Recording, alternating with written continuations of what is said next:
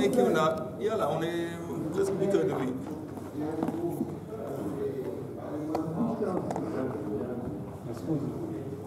Masruhu Ziknei Beit Din, les Ziknei Kehuna. Alors, les Ziknei Beit Din, c'est eux, en fin de compte, qui ont préparé, on avait dit, qui ont préparé le Kohen Gadol la veille, ou pendant les jours précédents, vis-à-vis de comment, qu'est-ce qu'il était censé de faire. Le service Yom Kippur, c'est eux qui le préparaient, l'enseignaient. Ziknei Beit Din. Maintenant, après, ils ont fait ça, Masruhu Ziknei Beit Din, les Ziknei Kehuna. Ve'eluhu le Beit Avtinas. Beit Avtinas, c'est l'endroit. S'il vous plaît, rien à faire. Screening de la synagogue. Beit Avtinas, c'est l'endroit où on préparait la Ketoret. Ve'hishbe'uhu. Hishbe'uhu, on lui a fait prêter serment au Kohen Gadol. On va en parler. Veniftehu ve'alchu lahem. Après, les Ziknei Beit Din sont partis. Ve'amru lo ishi Kohen Gadol. Anu shluchei Beit Din. Ve'ata shlucheinu ve'shaliach Beit Din. Ils ont dit, ils se sont adressés au Kohen Gadol. Ils lui ont dit, Kohen Gadol, nous on est les shluchim du Beit Din. Et toi, tu es notre shaliach. De quel point de vue notre shaliach? Parce que le Kohen Gadol Yom Kippur, il est le shaliach de tout le monde, tout l'homme Israël. Et voilà, et pas seulement ça, il est aussi le shaliach du Beit Din. Mashbe'in anu alecha, b'mishe shiken shmo b'bayit hazeh. On te prête serment pour celui qui a fait poser sa présence dans ce temple, donc à Kadosh Baruch Hu. Shelo teshane davar mikol ma she'amarnu lecha. On te prête serment, on est à la page Yud Chet Amud Bet. Yud Chet Amud Bet.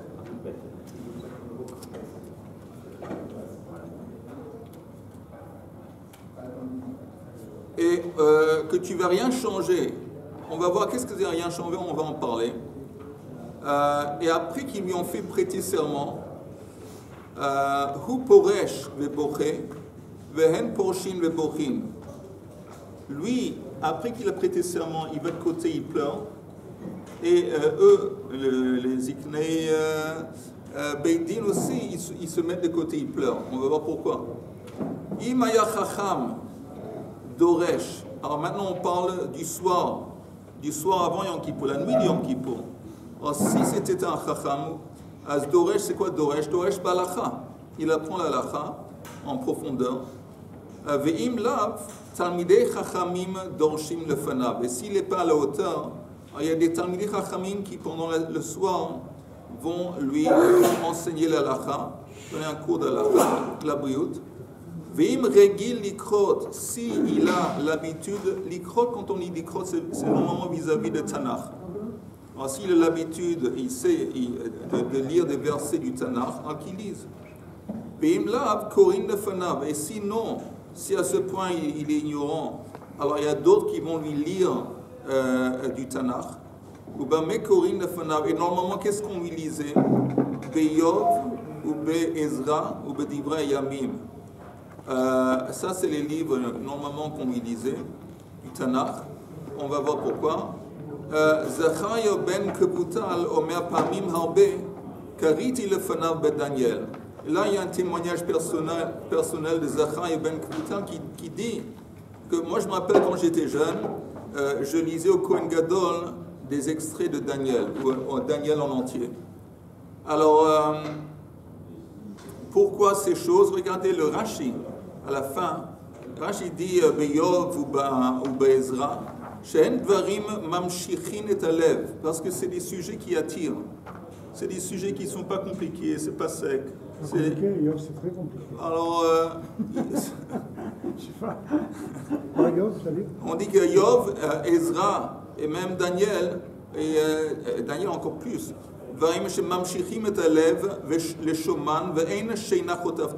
l'essentiel, on ne veut pas que le Kohen Gadol il va dormir. Donc, ou lui il apprend tout seul, ou lui on l'enseigne, mais on fait tout pour qu'il ne va pas s'endormir la nuit de Yom Kippur. J'ai entendu un avis que Daniel, parce que c'est en araméen et qu'il y avait des Kohanim Gdolim qui ne savaient pas l'hébreu. Ah, Manien. Oh, Manien. J'ai jamais entendu ça. Regardez le commencement du Rashi sur la Mishnah. Regardez le Rashi, les Ziknei Keuna. Les Ziknei Beit Din l'ont livré le Kohen Gadol aux Ziknei Keuna. Pourquoi faire? Rashi dit le lamdo chafinat hakatoret, pour lui enseigner comment chafinat hakatoret. C'est quoi chafinat? C'est prendre la poignée de la katoret. Prendre une poignée de katoret, c'est pas évident. Apparemment, il prend 3 doigts, il fait comme ça, après c'est tout un truc qu'il fait avec les doigts. C'est pas évident. Alors on lui enseignait comment faire la chafina, la katoret, parce que ça, justement c'était un acte compliqué. Le lamdo chafinat katoret amutelet alav beyom hakippurim sheneemar umelo chofnav katoret samim Rashi dit ve'avoda kasha hi. Rashi précise que c'est une avoda kasha. C'est quelque chose qui n'est pas facile à faire au niveau technique. Et ça suffisait une semaine pour apprendre tout ça? Apparemment oui. Oui, apparemment. C'était compliqué, mais c'était pas un truc qu'on ne pouvait pas apprendre quelques jours avant. Ok, ça c'est la Mishnah. Est-ce qu'il y a des questions sur la Mishnah ou c'est clair? Alors on continue. Eli Bokoto. On est à la page Yutet, Amoud Aleph, en haut de la page. Tana le lamdo chafina. On parle des Ziknei à chaque fois. Oui. On parle des anciens.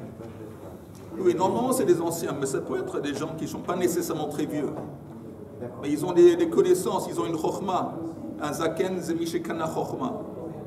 Normalement c'était des vieux. Ou des gens de certains niveaux, ça n'exclut pas des jeunes. Il fallait que ça passe par le Bédine. Oui. Surtout, tu ne pourrais pas être dans le Bédine.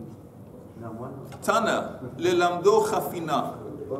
On a dit que on le prend à Beit Avtinas. Et Beit Avtinas, encore une fois, c'est l'endroit où on fabriquait la ketoret. Et c'est l'endroit où on l'enseignait au Kohen Gadol comment faire la ketoret, parce que c'était dans des actes principaux de Yom Kippour. Alors, Amar Rapap Ashtei le Shachot Hayulo, le Kohen Gadol. Il avait 2 pièces, 2 chambres dans lesquelles il était, le Kohen Gadol. Achat Lishkat Parahedrin. Un, c'est la pièce de Parahedrin. Et donc, c'était l'endroit où il dormait. L'endroit où il dormait. C'est qu'on avait dit que c'était Parahedrin, c'est quand tu rentres dans la Hazara. Quand tu rentres, c'est du côté droit. Donc c'est le côté nord. Non. Oui, mais quand tu rentres dans le... Non, voilà, dans la Hazara. Parce que tu rentres dans la Hazara, c'est dans le côté nord. Nord, complètement nord. Oui, au nord. Alors, un, c'était Parahedrin. Il y avait l'autre pièce où il devait se présenter, c'était l'endroit, encore une fois, où on fabriquait la ketoret. On nous dit qu'une de ces pièces, Achat Betzafon, Achat Bederom, un se trouvait au nord et l'autre se trouvait au sud. Achat Betzafon d'Etnan. On sait qu'il y en avait un au nord parce que c'est écrit dans la Mishnah. Shesh le Shachot Hayu Be'azara. Il y avait dans la Hazara, encore une fois, ce n'est pas Ezrat Nashim, c'est la Hazara où se trouvait le Mizbeach HaNechoshet et tout le reste. Alors, il y en avait 3 au nord, 3 pièces, 3 chambres qui se trouvaient au nord et 3 pièces qui se trouvaient au sud. Shalosh Betzafon et Shalosh Bedarom. Chez Bedarom, c'était quoi les 3 pièces, chambres qui se trouvaient au sud? Lishkat HaMelach, l'endroit où on stockait le sel. Lishkat HaParva. Lishkat HaParva, qu'est-ce qu'il dit Rashi? Il dit rien. Et Lishkat Medichin. Lishkat Medichin, c'est l'endroit où on lavait les bêtes. Et Lishkat Medichin. Lishkat HaMelach. Et il y avait une pièce aussi dans laquelle on stockait le sel. Chez Shamayu Notnim Melach les korban. Et c'est là justement où on prenait du sel pour le mettre sur les offrandes après qu'ils ont été, bien sûr, après qu'ils ont été égorgés. Maintenant, c'est quoi l'ishkat ha-parva? C'est pas les pots. Pardon? C'est pas les pots. La parva, aujourd'hui en hébreu moderne, parva, c'est la peau. Mais ici, c'est quoi? L'ishkat ha-parva, shesham hayu molchin orot kodashim. C'est l'endroit où on scellait, on mettait du sel sur les peaux. Parce que si on ne mettait pas du sel sur les peaux des bêtes, des offrandes, ils devenaient secs. On mettait du sel pour les conserver. Ve'al gaga haïta beit tfila. Et sur le plafond, sur le toit, sur le toit de beit de parva, l'ishkat parva, il y avait un endroit pour un mikvah. Il y avait un mikvah. Okay? Donc, il y avait un mikvah sur le toit de l'ishkat parva. Pourquoi faire? Le Kohen Gadol Yom Kippourim. Parce que le Kohen Gadol, pendant Yom Kippourim, il se trempait dans le mikvah 5 reprises. 5 reprises. 4 de ces 5 reprises, c'était justement sur l'ishkat parva, sur ce mikvah qui était en... Vous entendez? En fin de compte, il avait à 5 reprises, il allait au mikvah. La première fois qu'il allait au mikvah, c'est comme n'importe quelle personne qui rentre dans le temple, qu'il soit tamé ou pas tamé. Et il doit aller au mikvah. Je pense que l'idée, c'est que Maché Batour, on ne sait jamais si on est volontaire. Chaque personne, pour pouvoir entrer d'abord, on va au mikvah. Ça, c'est la première fois. Maintenant, ce mikvah... Avec bracha ou pas? Pardon? Parce qu'il fait Batala. Pardon? Il fait une bracha Non, ou il n'y a pas? pas de bracha. Non, il n'y a pas de bracha. Non, il n'y a pas de Quand tu vas au mikvé, tu veux pas boire ça. Non, il y a seulement 2 personnes qui font une bracha quand ils vont au mikvah. C'est le guerre qui se convertit et c'est la femme Nida qui va au mikvah. C'est les seuls qui font une bracha. Bien sûr, il y a des brachot sur Kélim, Mashou Acher. Le migré était ici alors. Voilà, alors, voilà, il était, alors justement. Alors, il y a une différence entre le mikvah qui était au nord et le mikvah qui était au sud. Le mikvah qui était au sud, qui était sur l'Ishkat Parva, c'était uniquement pour le Kohen Gadol pour Yom Kippour. Le mikvah qui était au nord, alors ça, il était en dehors du périmètre du temple. Pourquoi en dehors? Parce qu'encore une fois, on ne peut pas rentrer dans l'espace quand on est, avant d'aller au mikvah, quand il était un petit peu à l'extérieur. De toute façon, on retourne à la Gemara. Alors... Voilà, ça fait... Attends. C'est quel numéro? S'il était ici, dans le Ezrat, ici. Quel numéro? C'est quel numéro? Non, Dans j'ai le dit... Ezrat Nashim, numéro 40. 40? Dans le Ezrat Nashim, on a dit... Comment il allait au migré qui était ici? C'était beaucoup. Non, mais au nord et au sud. Il est relié au Migvé. Là, au nord et au sud. Le Migvé est sur le toit, Il est sur le toit, mais à quel endroit? à l'extérieur. Oui, mais C'est quel numéro? 40? il y a 45. Bon, moi, Le pied des pots. j'ai pas très bien ce dessin. Je crois que vous entendez... Relié à... Je sais pas exactement... C'est... C'est tout à fait en bas. Ça va représenter. 40. Ah, pardon. Mais de toute façon, ça si vous êtes bien d'accord, ça, c'est le nord, Oui. ça, c'est le sud. Oui, ça oui. Donc ici, il y avait l'Ishkat Parva. L'Ishkat Parva, c'est ici. L'Ishkat Parva. Et le Parhedrin, la pièce où il restait, où il dormait, était quelque part ici. Oui, ici.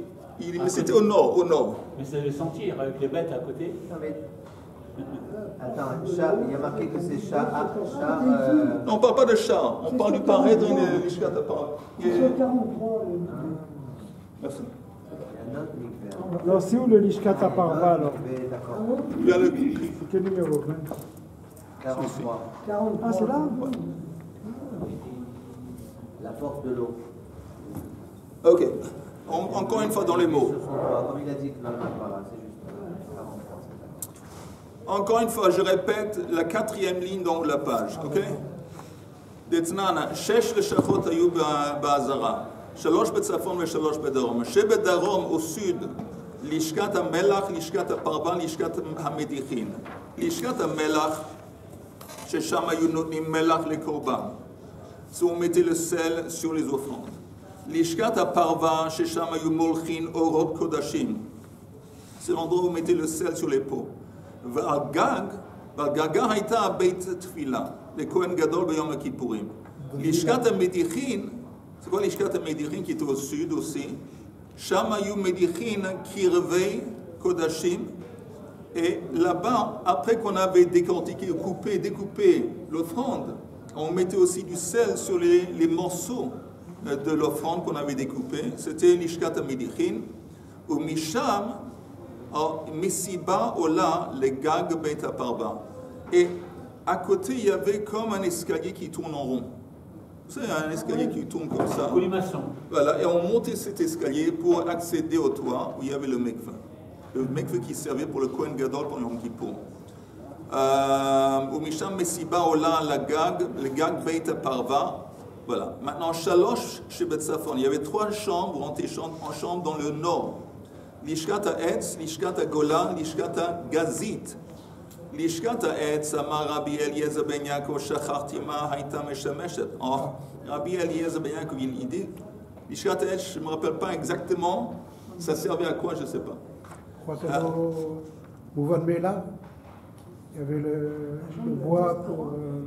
Apparemment. Abba Shaul Omer, Lishkat Kohen Gadol hayta achorei shtehen. Alors lui, il dit que la chambre, donc le parahedrin était derrière la chambre Lishkat ha'etz et Lishkat, c'est quoi Lishkat ha'gola apparemment. Vegag shloshtan shava, et le toit de ces 3 pièces était égaux, était le même. Maintenant, l'ishkat ha'gola, c'est quoi l'ishkat ha'gola exactement? Shamaya bor ha'gola, va'galgal natun alav, ou misham maspikim maim lechol ha'azara. L'ishkat ha'gola, c'était l'endroit où les règles, les gens qui venaient de l'étranger, de Babel, ils ont donné de l'argent pour construire un puits, et le puits se trouvait dans l'ishkat ha'gola. Et de l'ishkat ha'gola, c'est de là où on puisait de l'eau. On se servait de cette eau pour, entre autres, nettoyer la chambre, nettoyer le sol de l'Azara, puis c'est souvent sale. Et toute l'eau qu'on utilisait, ça venait de l'Ishkat ha'gola, où on a construit ce puits qui a été contribué par les gens qui venaient de Roussaretz. Vous avez ça, vous voyez ça dans votre dessin? L'ishkat ha'gola, c'est 25. Ok. Maintenant, l'Ishkat ha'gazit. C'est quoi l'Ishkat ha'gazit? Et quand on parle de Roussaretz, c'est seulement pour le deuxième temple. Seulement pour le exactement. Sham haïta Sanhedrin shel Israël yoshevet. Alors, qu'est-ce qui était dans l'Ishkat ha'gazit? C'était le lieu du Sanhedrin. Et qu'est-ce qu'il faisait? Quelle était l'occupation principale du Sanhedrin? C'est intéressant. Vedana et Kohanim. Il jugeait les Kohanim. Les Kohanim qui chaque jour venaient au temple et servaient chaque jour, chaque semaine. Vous entendez, le Sanhedrin, ils avaient 2 ou 3 choses d'autres à part le fait qu'ils jugeaient les Kohanim. Quand il y avait des sujets à l'échelle nationale, par exemple, oui aller en guerre, pas aller en guerre, alors c'était entre autres, c'était un sujet qui était, c'est le Sanhedrin qui s'occupait de sujets comme ça. S'il y avait un truc comme Iranidachat, dans la Torah, ça parle d'une ville dont la plupart de la population sont devenus idolâtres. C'est un din spécial. Il y a un doute qui, si vraiment, en réalité, il y a eu un Iranidachat en histoire juive, mais c'était aussi la responsabilité du Sanhedrin. Et aussi, si on trouvait un Egla Rufa, si on trouvait un cadavre étalé par terre quelque part, on ne savait pas. En toute la cérémonie Egla Rufa, c'était le Sanhedrin. Oui, mais pas dans l'Ishkat ha'gazit. Ils se déplaçaient Oui, ils là-bas. se déplaçaient. Non, ils allaient tous là-bas. Pas tous. D'après Rambam. Je ne pense pas que tous. Mais de toute façon, Egla Rufa, c'est le Sanhedrin. Mais à part ça, l'occupation principale quotidienne, c'était de juger de Dana et Kohanim. C'est quoi Dana et Kohanim? Pour voir en fin de compte, vous entendez les Kohanim, peut-être d'abord s'ils avaient inspecté les Kohanim pour voir s'il n'y avait pas des défauts physiques qui les invalidaient vis-à-vis du service. On ne pouvait pas avoir un Kohen qui avait un moum qui allait être de service. Pourquoi? Alors c'est le Nishma Tov. Le pauvre, c'est pas sa faute s'il boite, c'est pas sa faute qu'il a un doigt qui manque, je sais pas. L'idée que quand on rentre dans le temple, on est censé d'être en face de quelque chose qui est radieux, qui est beau, qui inspire. Et si on voit le Kohen qui arrive, et il boite, et il a l'air déformé, ça va gâcher à l'effet visuel qu'on est censé, qu'on veut donner, passer aux gens qui vont arriver au temple, une espèce de perfection. Comme on dit, Matan Torah, c'est écrit Matan Torah, que tous ceux qui étaient malades ont été guéris au moment de Matan Torah, tout le monde. Maintenant, les gens qui ont des problèmes, qui ont des problèmes physiques, c'est pas qu'ils rentraient chez eux. Ils avaient un travail, ils allaient à l'Ishkat Haïtzim et c'est eux qui inspectaient le bois. Parce qu'on avait dit avant que s'il y avait du bois qui avait peut-être des vers ou d'autres choses, alors c'était invalidé, c'était ça ce qu'ils faisaient. Il faut que vous vous expliquiez à Eliezer Ben Yaakov, c'est quoi l'Ishkat Haïtzim, vous avez expliqué maintenant. Et à part ça, il y avait des Kohanim qui avaient des problèmes de Yichus. Yichus, ça veut dire que c'est possible que les antécédents de ce Kohen n'étaient pas cachés. Et donc, il savait que ce Kohen lui-même, il n'est pas caché, pas en position de pouvoir servir dans le temple. Là, on parle ici. Vedana et Kohanim, ou Mishinim Sabo Psul, Aya Lovesh Shchorim, ou Mitatef Shchorim, Veyatsa Vahalachlo. Alors, quelqu'un qui savait qu'ils ont trouvé un psoul dans les antécédents dans le Yichus, alors il s'est habillé en noir et puis il est sorti. En noir, c'est encore une fois, c'est une expression de deuil. Comme il était en deuil de savoir qu'il était invalidé en tant que Kohen, on lui a trouvé un problème au niveau du Yichus et il était en deuil et il sortait. Il y a encore des gens de nos jours qui s'habillent en noir, apparemment, il y a des problèmes. Je ne voulais pas le dire. Ve'alachlo, ve'shelo nimsa bo psul, היה לובש לבנים ומתעטף לבנים ונכנס ומשמש עם איכה והכהנים. Tandis que les Kohanim qui ont passé l'examination et puis en fin de compte qui étaient bien, alors ils s'habillaient en blanc, encore une fois une expression de joie, aussi de pureté, et ils se joignaient à leurs collègues pour faire le service. Il n'y a aucune ressemblance avec les curés habillés en blanc. Les curés, ils sont en blanc. C'est eux qui copient.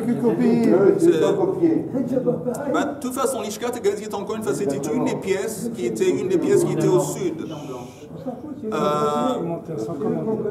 Bon, ça va, Avec les erreurs. Achat Badarom. Maintenant, Detnan, il est écrit dans la Mishnah, Shiva Sha'arim. Maintenant, on ne va pas parler des pièces, on va parler des portails, des entrées. Shiva Sha'arim Hayuba Azara. Shalosh Betzafon et Shalosh Bedarom et Echad Bemizrach. Il y en avait trois, encore une fois, trois entrées qui étaient au nord, trois au sud et une à l'est. L'est, c'est l'entrée. Chez Bedarom, Sha'ar Hadleka. On appelle Sha'ar Hadleka, on va voir peut-être plus tard de quoi on parle. Sheinilo Sha'ar HaKorban. Shlishilo Sha'ar HaMaim. Maintenant, regardons si Rashi dit quelque chose.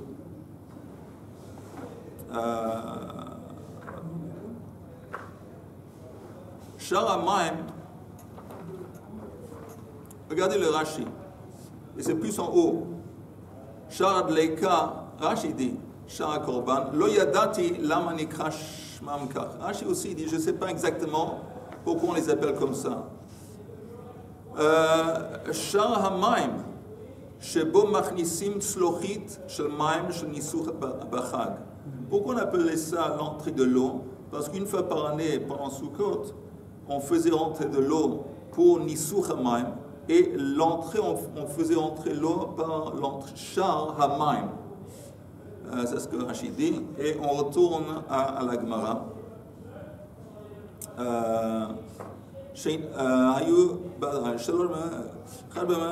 שער דליקה, שני לו שער הקורבן, שלישי לו שער המים. שבמזרח שער ניקנור. L'entrée principale pour la Hazara, on appelait ça Sha'ar Nikanor. Ok? Tout le monde connaît l'histoire de Sha'ar Nikanor? Non. Ah oui, Sha'ar Nikanor, c'est quelqu'un qui est allé, quelqu'un d'assez riche qui est allé en Égypte. Lui-même, il a acheté, il a payé pour 2 portes énormes. Et il les a mis apparemment sur un bateau, et puis il y avait une tempête, un orage, et il a dû, pour sauver le bateau, jeter une de ces portes qui était faite, je ne sais pas, d'or, il y avait beaucoup d'or, c'était très lourd dans la mer, pour sauver le bateau. Et il était bien sûr désolé, il était tracassé. Mais quand il est arrivé finalement en Israël, il voit un miracle que sous le bateau, il y avait collé au bateau, il y avait la porte qui miraculeusement a accompagné le bateau. Et de toute façon, ce monsieur s'appelle Nicanor. Et jusqu'ici, ça c'est le char Nicanor. C'est à l'est? Char Nicanor, tu vois la Zara. Il y avait deux antichambres qui étaient des deux côtés de char Nicanor. Un à la droite et un à la gauche. Achad Lishkat Pinchas Amelabesh ou Amalbesh. Ah, c'était Pinchas Amalbesh, c'était l'endroit où on mettait les habits des Kohanim. Kohanim, ils devaient s'habiller. Alors il y avait un endroit, une pièce où on mettait tous les habits des Kohanim. C'était à la droite de Char Nicanor.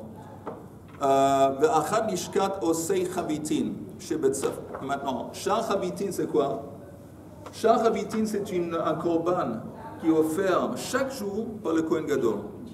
Chaque jour, le Kohen Gadol, il offre un Char Chavitin, la moitié le matin, la moitié l'après-midi.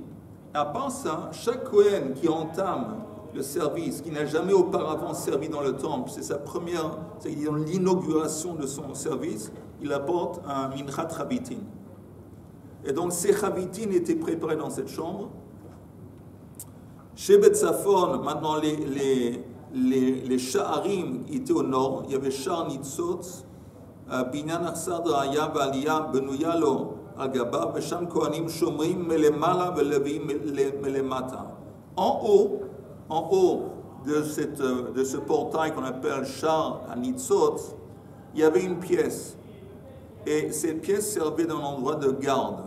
Alors, il y avait les Kohanim qui étaient de garde en haut, et les Lévi'im qui étaient de garde en bas. Et ils étaient de garde quand? Normalement, c'était le soir. Pourquoi ils étaient de garde? Encore une fois, pas vraiment à cause de problèmes de sécurité ou de danger, parce qu'il n'y avait pas. Ils étaient de garde parce que ça fait partie de l'honneur qui était dû au temple, qu'on garde, on préserve. C'est un peu les Havdil Billion Abdallah dans le Buckingham Palace à Londres, le palais de la reine. Du roi. Du roi. Alors, il y a la garde, constamment il y a la garde. Même ils n'ont pas besoin de protéger quoi que ce soit. Mais ils sont là, ça fait partie de l'honneur du palais qu'on garde. Okay. C'est normal d'avoir des gardes. Pourquoi c'est normal? Partout, il y a des gardes.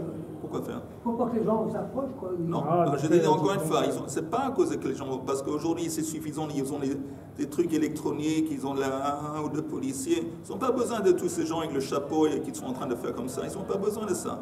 Ça c'est uniquement pour l'honneur, en honneur, l'irvod. C'est pas pour remplacer notre Cohen s'il y avait un problème.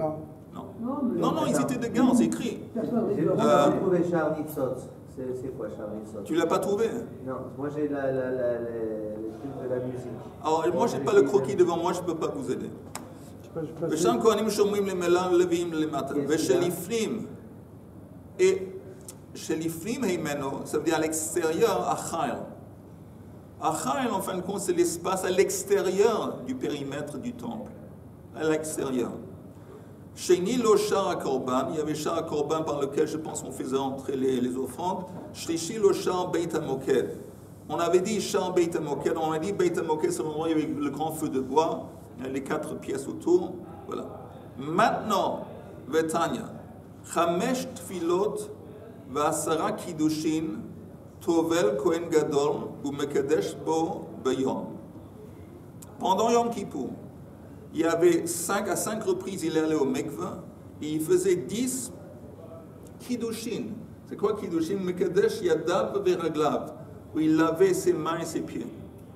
Maintenant, il lavait ses mains et ses pieds avant de se déshabiller. Pourquoi il allait au mikvah, entre autres? Chaque fois qu'il changeait d'habit entre les bigdei keuna gdola qu'il mettait normalement et qu'il mettait pour le service Yom Kippour qui était à l'extérieur, et chaque fois qu'il mettait des habits blancs qu'il était obligé de mettre quand il rentrait à l'intérieur, il devait aller au mikvah avant de se changer les habits. avant d'aller au mikveh, après qu'il s'est habillé, quand il est sorti du mikveh, il faisait Kiddush Yadayim Veraglayim. Donc il y avait 5 tfilot et 10 Kiddush Yadayim Veraglayim. Et un autre truc intéressant, que si quelqu'un allait à la toilette, n'importe quel Kohen qui allait à la toilette, il devait aller au mikveh. Oui, quand on dit à la toilette, on parle de Gdolim. Alors, il devait aller au mikveh pour continuer le service. Gdolim, c'est la grande commission. Ok. Les grandes commissions, c'est pas évident non plus, mais Amirin Yavin, qu'on dirait. Alors, la Gemara dit encore une fois.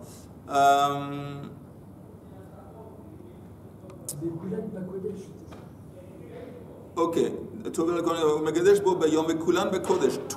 Toutes ces choses, les Kiddush Yadayim Veraglayim, Tfilot, c'était à l'intérieur du temple, Bekodesh, Al Gag Beit HaParva. Et c'était sur le toit de l'Ishkat Beit HaParva. Chutz Mizou, She'aita Bechol, Al Gabei Shar HaMaim. À part, il y avait un autre mikveh qui était au-dessus de Shar HaMaim. On l'appelait peut-être à cause de ça, on l'appelait Shar HaMaim. Oh non, on avait dit Shar HaMaim, c'est l'endroit par lequel on faisait entrer Sukkot pour le Nisur HaMaim. Mais au-dessus, sur le toit, il y avait aussi un mikveh. Et ça, c'était justement un petit peu à l'extérieur du temple. Parce que c'était la première tefila qu'il faisait, c'était un petit peu à l'extérieur. Oui. Et ce mikveh, c'était à côté de sa pièce, de sa chambre. Maintenant, la Gemara demande la question suivante.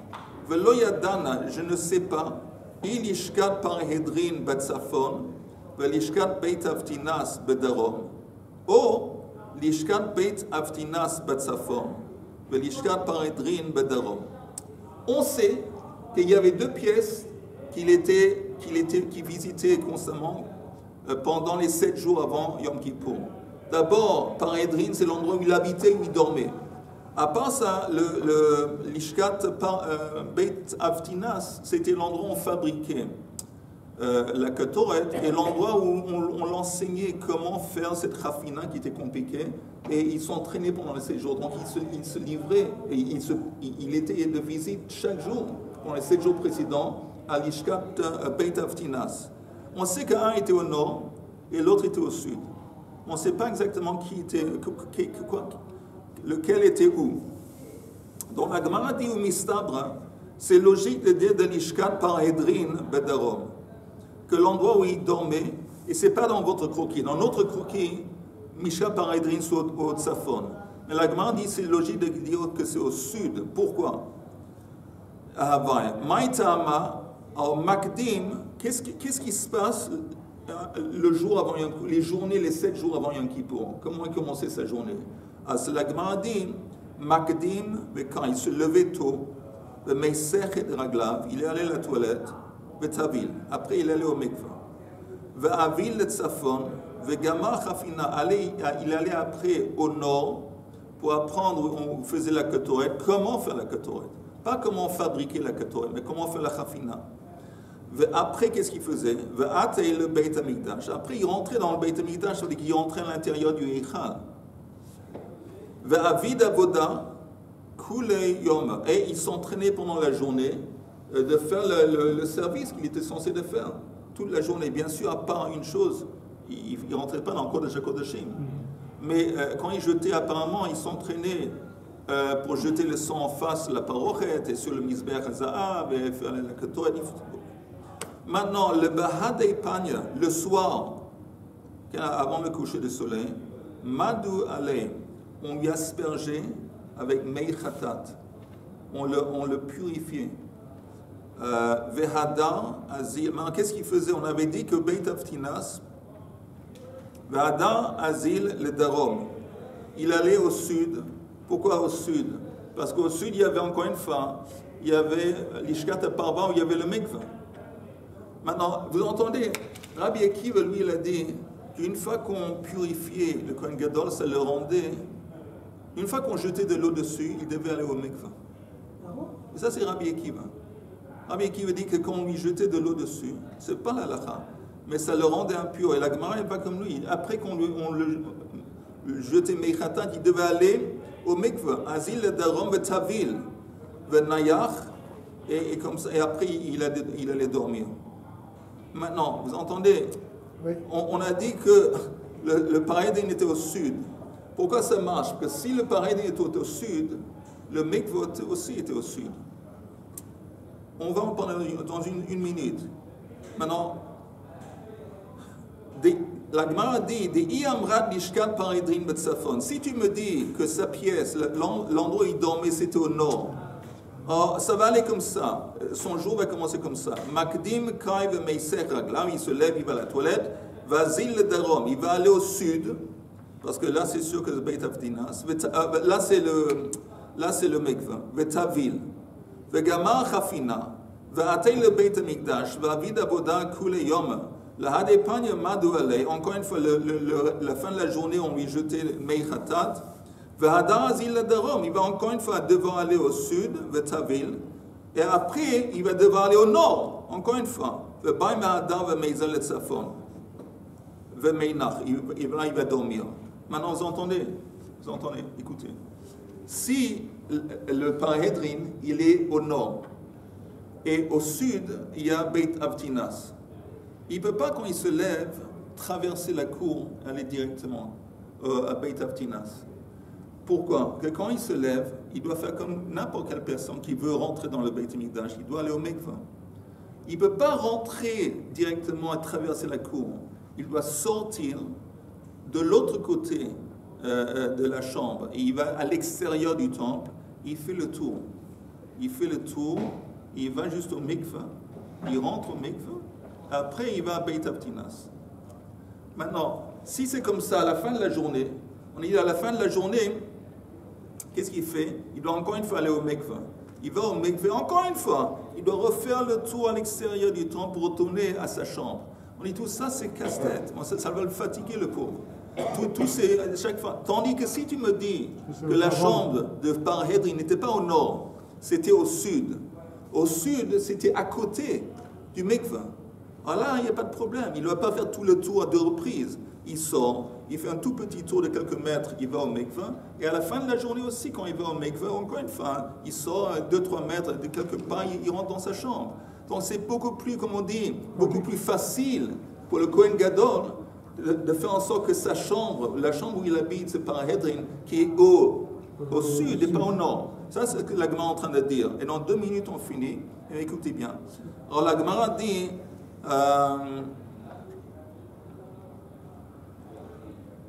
Et la Gemara dit comme ça, attendez une seconde, j'ai perdu la place. C'est inconcevable qu'on va lui faire marcher tellement. En plus, c'est beaucoup plus logique que la pièce du Kohen Gadol va être au sud. Et la Gemara dit, Alamalo matrachinan lei. Alamalo, pourquoi pas? Matrachinan lei fait. Au contraire, c'est une bonne idée de lui faire beaucoup de lui imposer beaucoup d'efforts. Ouais, comme ça, il marche un peu. Pourquoi? Non, la Gemara dit autrement. De it stuki hu lifrosh. Parce que si, vous entendez, au temps du 2e temple, il y avait un problème. Il y a un problème de stukim. On va en parler, mais si ce Kohen Gadol c'est un stuki, il risque de dire, tu sais quoi, je laisse tomber, c'est casse-tête ce truc. Il me faut faire le tour 2 reprises, tout ça. Et c'est comme un examen, c'est comme un moyen de vérifier, de voir est-ce que c'est un vrai, est-ce que c'est un parouche, ou c'est un stouki. Parce que si c'est un stouki, on lui oblige de faire un effort en plus, il va laisser tomber, il ne va pas faire. C'est comment on dit, il stouki ou l'ifroche. Inami, et une autre possibilité, même si ce n'est pas un stouki, chez l'otazur da'ato alav, parce qu'on veut empêcher qu'il va être orgueilleux. Parce que lui, c'est le Kohen Gadol. Lui, il représente tout Am Israël pendant Yom Kippour. Il risque de lui monter à la tête. Donc, on lui fait travailler le type. On lui fait, tu sais, maman, on fait encore une fois le tour. On lui fait travailler. Pourquoi? Pour faire descendre la possibilité, faire descendre son orgueil. Abaisser son orgueil s'il en a. Et le Bedin, ils ne font pas une chakira pour voir si c'est un Zdoki ou non avant de commencer à faire le truc? Avant Yom Kippour? Oui. Non. L'idée dans la Mishnah de Hashpa'a, de lui faire prêter serment, c'est à cause de ça. Prêter serment, c'est à cause de ça. Tu ne veux pas, hein? il peut mentir, ça n'est rien. Mais bien sûr, il y a des gens qui savent, mais l'idée du serment, c'est éviter qu'il va faire comme... On va en parler des stoukim. En attendant, il y a 2 raisons pour lesquelles on dit non, C'est possible, et ça c'est la halakha, que la pièce du Sanhedrin, la pièce du Kohen Gadol, qu'on appelle Parhedrin, était au nord, en dépit du fait que ça lui demande beaucoup plus d'efforts pour aller au mikveh le matin et puis rentrer et le soir encore une fois. Néanmoins, il y a deux raisons. Un, parce que si c'est un stukim, c'est comment on va faire le tri, il va laisser tomber. Et si ce n'est pas un stukim, même si c'est un tic qui est caché, c'est pour empêcher qu'il va avoir de l'orgueil. Parce que si tu ne dis pas comme ça, il y a une autre solution. Si tu veux vraiment lui empêcher des efforts en plus, on n'a qu'à mettre Beit Avtinas et le Parhedrin dans la même pièce. Au lieu même de dire, si tu veux lui alléger, lui rendre la vie facile, rends-lui la vie facile à fond. Et fais en sorte que l'endroit où il dort et l'endroit où il doit passer du temps à apprendre, c'est dans la même pièce. Inami tiskele bechada. Ça aurait été suffisant d'avoir ça dans une même pièce. Donc ça c'est la conclusion. Que, en fin de compte, le Parhedrin était au nord, il y avait un effort, et néanmoins on lui a imposé cet effort pour les deux raisons dont on vient de parler. Shié, Shabbat Shalom et Psut Tovot. Est-ce qu'ils étaient avec leurs femmes, les Cohen? Non. Elles ne rentrent pas ici. Non, les femmes pouvaient rentrer au temple, mais il ne vivait pas avec sa femme. Ah bon. Non.